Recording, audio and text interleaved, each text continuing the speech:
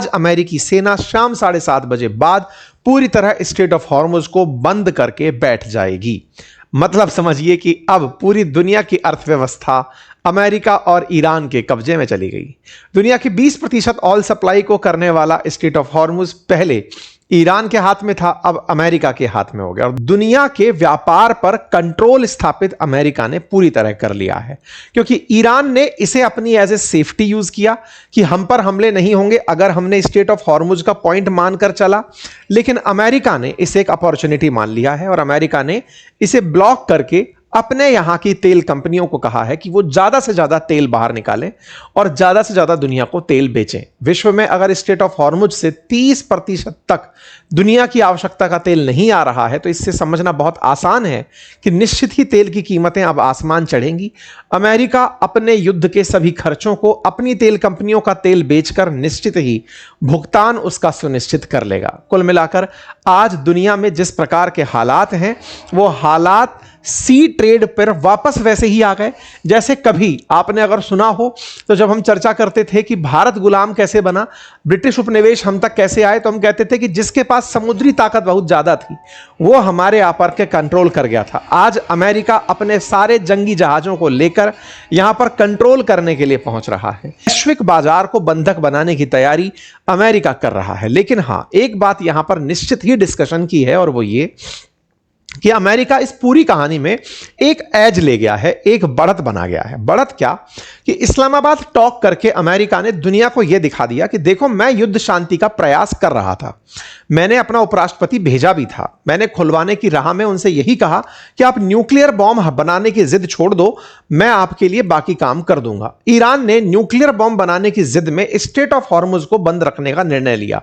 Straight of Hormuz बंद करके वो अमेरिका को नुकसान पहुंचा ही नहीं रहा है, वो असल में विश्व को नुकसान पहुंचा रहा है। अमेरिका दुनिया को यह संदेश देने में कामयाब हुआ कि ईरान की जिद है न्यूक्लियर बॉम्ब बनाना, नंबर एक। नंबर दूसरा, उस न्यूक्लियर बॉम्ब बनाने की जिद के चलते इसने पूरी दुनिया को अपना बंधक बना लिया है।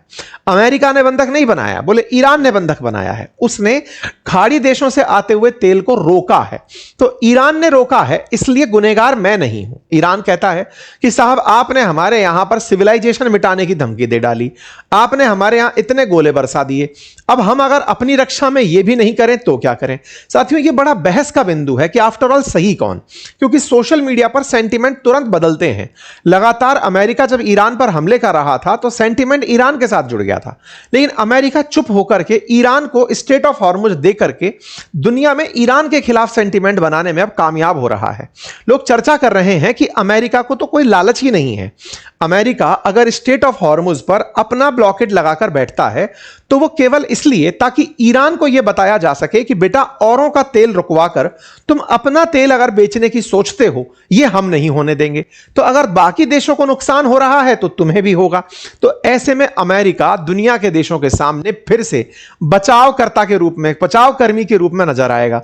यानी अमेरिका इस खेल को खेलकर इस्लामाबाद टॉक के बाद में एक बढ़िया पॉजिटिव इमेज बनाने में कामयाब हो रहा है, क्योंकि उसे यह गेम समझ में आता है कि पब्लिक सेंटीमेंट अभी ईरान के पक्ष में खड़ा था, लेकिन यह दिन ज्यादा खिंचते गए तो अमेरिका के पक्ष में खड़ा हो जाएगा। क्योंकि आज जब अमेरिका यह बात बोलता है लोगों को लगता है देखा हम तो कह ही रहे थे इसको न्यूक्लियर बॉम्ब बनाना था। अब आप में से कुछ लोग एक तर्क देंगे कि सर ईरान को न्यूक्लियर बॉम्ब बनाना इसलिए जरूरी था, अगर वो नहीं बनाता तो भाई साहब अमेरिका और इजराइल ना जाने कब का उसे खत्म करके बैठ गए होते। बिल्कुल सही सोचते हैं आप। तो सेल्फ डिफेंस में अगर उसे न्यूक्लियर बॉम्ब बनाना था तो आज साउथ कोरिया, जापान, जर्मनी, ये सारे वो देश हैं जो विश्व की टॉप 10 इकोनॉमीज में शामिल है और इनके पास न्यूक्लियर बॉम्ब नहीं है। प्रॉस्पेरिटी इनके यहां पर है, लोग जाकर इनके साथ काम करते हैं, ये दुनिया के साथ रिलेशनशिप रखते हैं।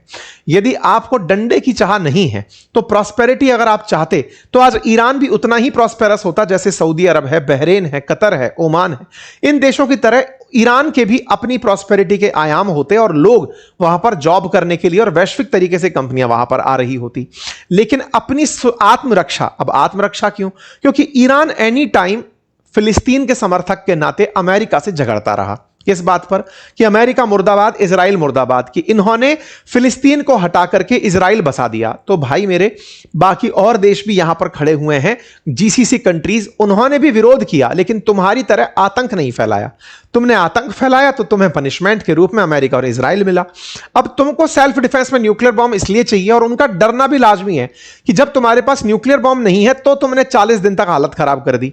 तुम्हारे पास न्यूक्लियर बॉम्ब होता तो शायद तुम इजराइल को आधा दिन नहीं छोड़ते, तुम उसे ना जाने कब का नुकसान पहुंचा चुके होते।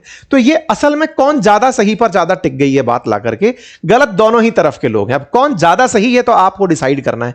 कुल मिलाकर के अब स्थिति यह है कि अमेरिका ने ईरान को सबक सिखाने के लिए कि दुनिया का तेल रोककर अगर तुम्हें लगता है कि तुम अपना तेल बेच पाओ, आप में से कुछ लोगों के दिमाग में एक सवाल आएगा कि सर इसका मतलब तो इंडिया का जो जहाज यहां से निकल रहा था, चाइना का जो जहाज निकल रहा था, अब अमेरिका उन्हें नहीं निकलने देगा। बिल्कुल उन्हें नहीं निकलने देगा, क्योंकि उसका यही तो कहना है कि 5-7 जहाज पर डे निकल रहे हैं, जहां सैकड़ों जहाज पर डे निकलते थे।